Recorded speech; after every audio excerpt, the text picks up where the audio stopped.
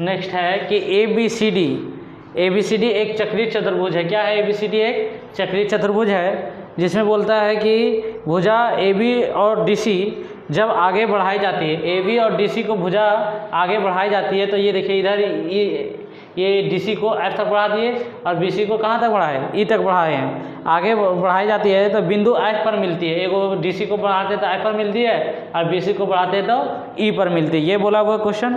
आगे बोलता है कि ए डी सी, हमारा देखिए ए डी सी कितना दिया हुआ है? ए डी सी 76 डिग्री दिया है और ए ई डी 55 डिग्री दिया हुआ है। ये दिया हुआ है और हमको निकालना है ए एफ बी। क्या निकालना है?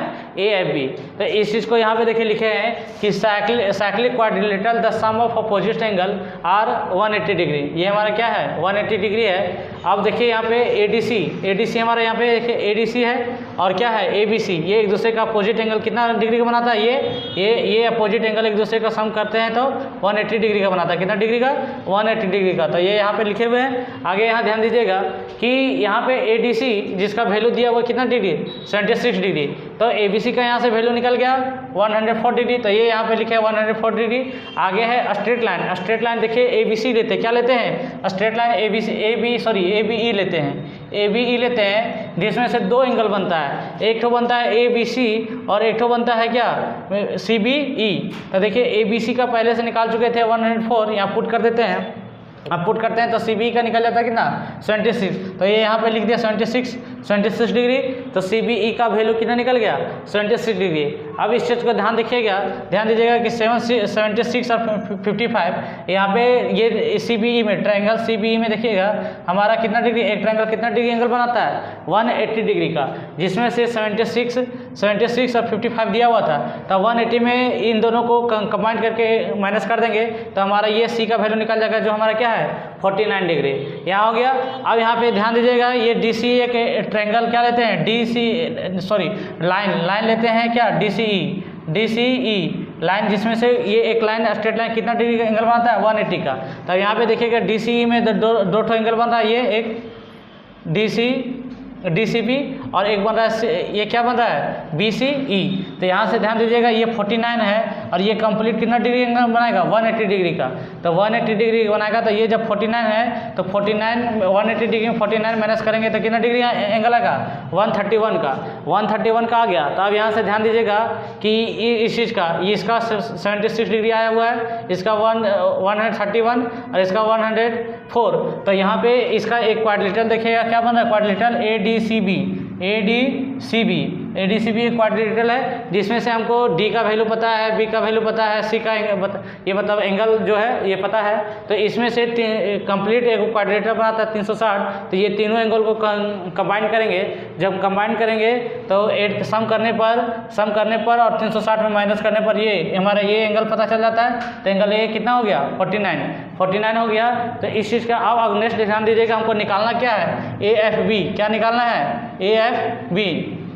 तो देखिए ट्रायंगल ए एफ बी एक ट्रायंगल बन रहा है। ए एफ बी क्या है? एक ट्रायंगल है, जिसमें से ए का वैल्यू और बी का वैल्यू पता है हमको। ए का वैल्यू कितना है? एंगल ए का वैल्यू 49 डिग्री और एंगल बी का वैल्यू कितना है? 104। तो यहाँ ये देखिए ये दोनों ट्रायंगल ए बी एफ ले रहे हैं। A F B. तो ए एफ बी एक ट्रायंगल कितना डिग्री बनाता है? 180। तो इसको इन दोनों को कंबाइन करके देखिए तो ये हमारा हो गया कितना? 3 और 5 और ये 1। तो 153। क्या एंगल किसको सम करते हैं? एंगल ए और एंगल बी को सम करते हैं तो हमारा आता है 153 डिग्री। तो ये दोनों में 180 में से 153 डिग्री माइनस कर देंगे तो हमारा ये 27 डिग्री निकल जाएगा, जो किसका वैल्यू होगा? एंगल एफ का। तो इसका कितना निकल गया? 27 डिग्री। यही हमको क्वेश्चन में पूछा था कि एफ बी निकालना, तो एफ बी कितना निकल के आ गया? 27 डिग्री। यही हमारा क्या हो गया? आंसर। देखिए अगला बोला है कि यदि ए का 91% और बी का 39% है और बी ए का x% है तो x का मान कितना होगा? तो याद ध्यान दिए कि 91% बोला ए का, तो ये हमारा हो गया। और 39% बी का, तो 39 बी% के इसका ये मल्टीपल हो जाएगा। यहाँ से ए और बी का रेशियो निकल गया।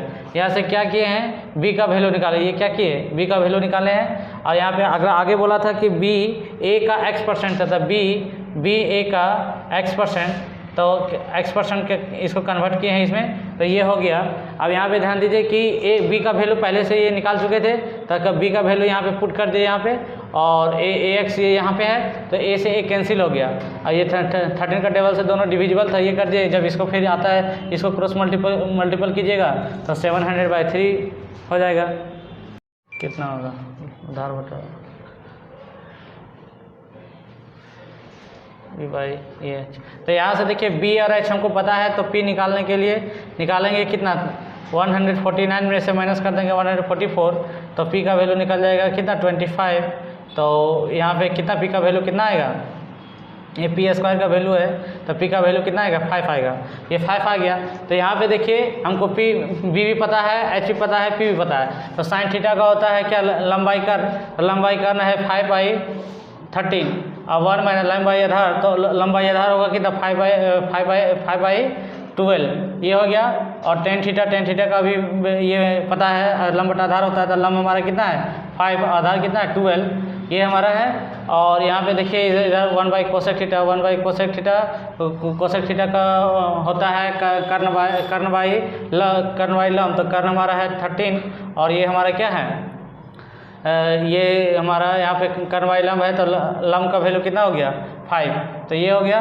तो इस चीज़ को यहाँ पे ध्यान दीजिएगा, यहाँ पे इसको मिटा रहे हैं आगे। अब यहाँ पे इसको सॉल्व करते हैं, तो ये हमारा होगा 5/13 और ये 12 माइनस कितना हो जाएगा 5/12, और यहाँ पे देखिए ये हो गया 5/12 इंटू 5/13 प्लस 5, तो हमारा ये हमारा क्या है 5/13 ये रह जाएगा, और ये हमारा इधर से 7/12। अब यहाँ पे ध्यान दीजिएगा, ये हमारा 5/12 है, और कितना है यहाँ पे 18/5, यही ना। तो आगे देख लीजिएगा, यहाँ नेक्स्ट सॉल्व करने पर कितना आता है, ये इस चीज़ को है, ये 5 × 7/13/12, इसको करेंगे 5/12 इंटू क्या 5/18। तो देखिए यहाँ 5 से ये कट गया, और 12 से ये कट जा रहा है।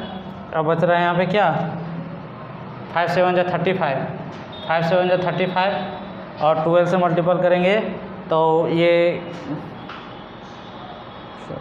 234 आएगा। तो ये हमारा क्या हो गया आंसर, ये हमारा है इस क्वेश्चन का आंसर है।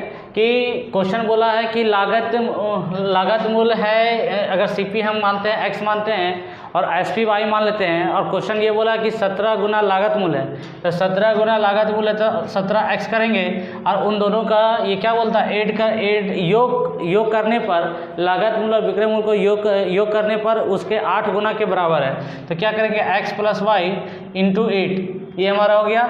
यहाँ से देखिए x हो जाता है, ये हमारा आ गया।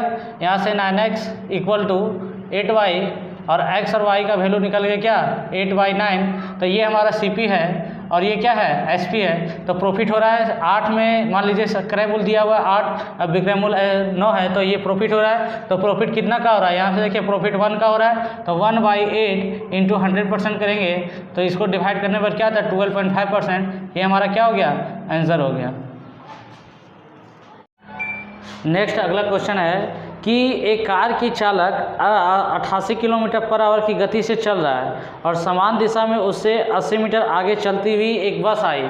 एक ही दिशा में क्या है कि दोनों सेम डायरेक्शन में चलती हुई ये कार चल रहा है मेरा, ठीक है, ये कार है, और क्या हुआ कि बस समान दिशा में सेम ही दिशा में बस आया, और ये चलते हुए आगे आ गया, आगे होगा, ये हमारा बस है, ये क्या है आगे है, उससे 80 मीटर आगे चलती हुई एक बस 40 सेकंड के बाद बस 120 मीटर पीछे हो जाता है। अब यहाँ पे देखिए ये हमारा हो गया। अब आगे चल के क्या होता है कि ये जो हमारा है, ये इससे पीछे करके बस यहाँ आ जाता है, ठीक है। कितना मीटर, तो 120 मीटर, कितना मीटर, तो 120 मीटर।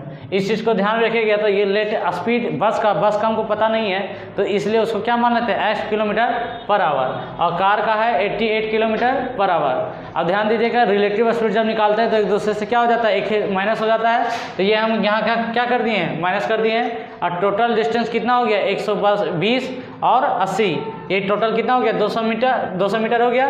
तो ये हमारा देखिए ये है 88 - x इंटू 5/18 इक्वल टू 200/40। तो ये 14 का टेबल से डिवाइड करेंगे तो 5 पावर में 200 डिवाइड हो जाता है, और इसको जब इधर ले जाएंगे ये होता अपोजिट उलट के आएगा, तो 5 से ये डिविजिबल हो गया। और यहाँ पे देखिए x का वैल्यू कितना निकल जाता है 70 km/h। आने की जो मेरा बस है सो किससे चल रहा है, हमारा बस है सो 70 km/h की स्पीड से चल रहा है, 70 km/h की स्पीड से चल रहा है। अगला हम लोग नेक्स्ट देखते हैं 72 इंटू ये दिया हुआ है इसका 33.1/3, तो इसका 1/3 हो जाता है, और ये है 13/400, और इसका आता है 35/200। ये इसको कन्वर्ट किए हैं। यहाँ देखिए ये कट रहा है 18 मर्थ में, और ये कट जा रहा है यहाँ से कितना 6 मर्थ में। ये 3 मर्थ इसका हाफ, तो इसका 100। अब यहाँ पे ध्यान दीजिएगा ये कितना है 5 7 जा 35, और ये 20 मर्थ में, तो 3 इंटू 13 इंटू 7/20, इससे ये डिवाइड करेंगे तो आता है 13.65। ये हमारा क्या हो गया आंसर। सर्कुलर स्टूडेंट्स, आज हम लोग सीजल 2020 का क्वेश्चन मेंस का करने जा रहे हैं, जो 3 फरवरी 2020 का है, जिसमें से ये है एक बोलता है एक व्यक्ति अपनी आय का 33.1/3% बचत करता है। 33.1/3% क्या करता है, बचत करता है, जिसको इसको कन्वर्ट करेंगे तो क्या होगा 100/3। इसमें से ये देख लीजिए ये हमारा क्या है इनकम है, ये क्या है इनकम है, ये क्या है सेविंग है, सेविंग जो करता है सो, तो यहाँ से साफ जाहिर हो रहा है कि 300 जब इनकम है तो 100 सेव है, तो एक्सपेंडिचर कितना होगा 200। तो यहाँ पे होता है कि income equal to expenditure plus saving, तो इनकम कितना है 300 और एक्सपेंडिचर कितना है 200 और सेविंग कितना है 100। यही है। आगे अब क्वेश्चन आगे बोलता है कि बचत में 22% की वृद्धि, तो 22% का वृद्धि करेगा तो ये हो जाएगा मेरा 122, और फिर उसके बाद बोलता है कि सेविंग में 10% की वृद्धि, तो इसका जब 10% का वृद्धि करेंगे तो ये होगा 220, और 300 का हमको ये इसी का निकालना है, तो 300 पर क्या कर लेते हैं x% का वृद्धि कर लेते हैं, क्या करते हैं x% का वृद्धि करते हैं। ये हो गया हमारा। तो ये यहाँ पे इक्वल का साइन है, इसको ऐड करने पर कितना होगा 342, और इधर है ये 300 ये प्लस में तो उधर जाएगा तो माइनस में, तो यहाँ से आता है 42, और इधर मेरा बचा हुआ क्या था 300x/100, ये 2 शून्य से 2 शून्य कट गया, तो x का वैल्यू यहाँ कितना निकल गया, x का वैल्यू निकल गया 14%। ये हमारा क्या हो गया आंसर। यही बोला था कितना परसेंट का वृद्धि किया है आय पर, तो 14% का वृद्धि किया है। तो देखिए बोला है कि एक परीक्षा में बी ने ए के प्राप्तकों अंकों से 20% अधिक अंक प्राप्त किया है, और ए ने सी के प्राप्तकों से 10% कम अंक प्राप्त किया है, और डी ने सी के प्राप्तक अंकों से 20% अधिक अंक प्राप्त किया है। तो डी के प्राप्तक ए के प्राप्तकों से कितना प्रतिशत है। देखिए यहाँ पे हम कर लिए हैं, ये क्या किए हुए हैं पहले से कि सी को कितना माने 100, और सी से कितना डी कितना ज़्यादा है तब 20%, तो ये 120 हो गया। अगला बोला था क्या बोला है कि ए बी ने ए के प्राप्तकों से ये किया, ए ने सी के प्राप्तकों से 10% कम, तो सी मेरा 100 है तो ए कितना हो जाएगा 90। और अगला बोला था कि बी ने ए के प्राप्तकों से 20% अधिक, तो 90 का 20% निकालते हैं तो 80 आता है, और 18 ऐड करने पर कितना हो जाता है 108। अब आगे नेक्स्ट बोला है क्वेश्चन क्या बोला है कि डी का रिलेशन और ए के रिलेशन से बात किया हुआ है, और ये बोला है कि जो प्राप्त किया है डी और ए कितना अधिक किया है, इस चीज़ को ये निकालना था। तो डी हमारा कितना है 120 है, और ए कितना है 90 है, तो यहाँ से देखिए कितना अधिक है डी, तो ये 30 है यही ना, तो 30/90 इंटू ये करेंगे 100%, तो ये देखिए ये हो गया 3 से ये, तो कितना आता है 100/3%। आने की इसको चेंज करेंगे मिक्स फ्रैक्शन में, तो इतना आता है 1/3%। ये हमारा क्या हो गया आंसर हो गया।